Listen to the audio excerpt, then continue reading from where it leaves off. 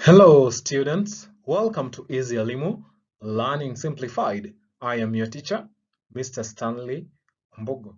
So dear students, welcome to another session, and in this session I'd like us to look at something under writing, and that is writing telegrams.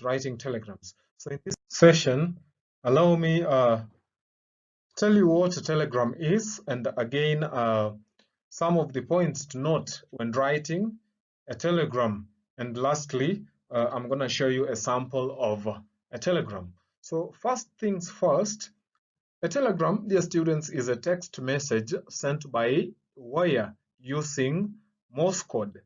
The codes are transcribed into language and printed. So writing telegrams is one way of sending messages through the post office. And in order to send a telegram, you must go to the post office, write out your message like a short letter, and hand it to the postal clerk. From there, the postal clerk will then send your message by electronic signals to the post office address which you indicated. So it means that when writing a telegram, you must write that is the address, the address of the sender and also the recipient's address. So the post office staff on the other end will rewrite your message and pass it to the person whom you want to contact. So talking about points to note when writing a telegram, here are some. And number one, I'm going to start with wording a telegram. So when you are writing your telegram, remember that the right way of wording is economical, while the wrong way is wasteful. Ensure that you use the fewest words possible, since sending a telegram is expensive. And also, the cost is calculated per word.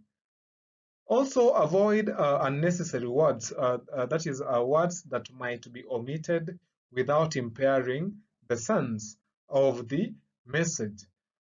What you must also note, that is under wording a telegram, is that you do not have to write complete sentences. Still, you must give all essential information, including the address of the person to whom you are sending the telegram. Also note that basic polite forms such as titles and please must also be observed. Your name must be included in the telegram as part of the message. And also, it is important that you note that telegraphic messages are normally written on specially printed forms, which you get from the telegraphic counter at the post office. So follow the instructions on the form, that is the form that you are given at the post office, and remember to write neatly and clearly on the form. We normally use capital letters in writing out telegraphic messages, and there is a section on the back of the form where you are required to write signature and your address. That is something I talked about already, that is writing the address of the sender and the recipient. So these do not form part of your message, and you are not charged for them. So when you write the addresses of the recipient and yours as the sender, it is not part of the message. So it is not charged. And it is advisable to count the words in your message and work out how much you will be charged for the telegram. The post office normally has a standard charge for the first 10 words of the message. For example, and this is an example, we can talk about shillings 50. That is when you're talking about Kenyan shillings. You can talk about 50 Kenyan shillings. That is for as a standard charge for the first 10 words. But if there are more than 10 words in your message, you are charged a certain amount. For example, 5 Kenyan shillings for extra word. Now on to the next thing under some of the points to note in writing telegrams is the writing the figures, that is writing figures in telegrams. So when writing figures, the suffixes such as talking about the th in tenth, for example, or the rd in third, or the nd in second, appended to figures are not counted as words. So I mean they are counted as words. That is when we talk about the suffixes, tenth, third, or second, for example.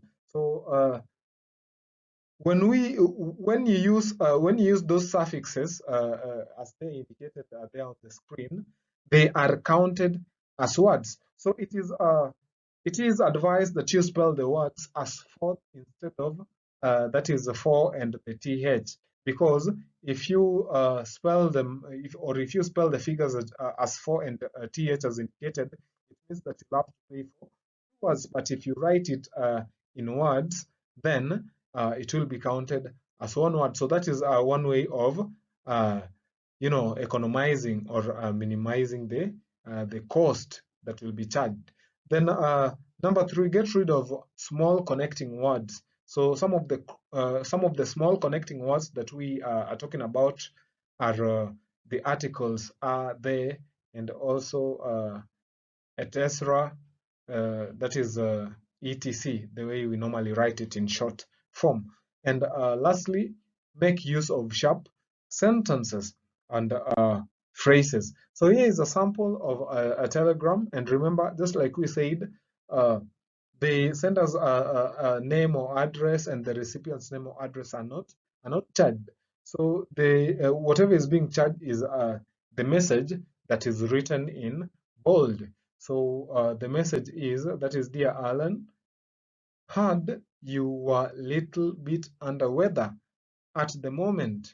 Just rest up and let the doctors do their magic. You will be up and about in no time. So another thing is that, remember, the punctuation marks are also charged, so it is important to ignore them. So it means that when writing telegrams, we do not have to conform to the grammatical aspects or the structure of sentences, because what we are interested in here is only the message that we are supposed to deliver. And dear students, that brings us to the end of the session. Thank you for watching till the end, and remember to always keep it easy. Elimu. Once again, I'm your teacher, Mr. Stanley Omboko. Until next time, bye.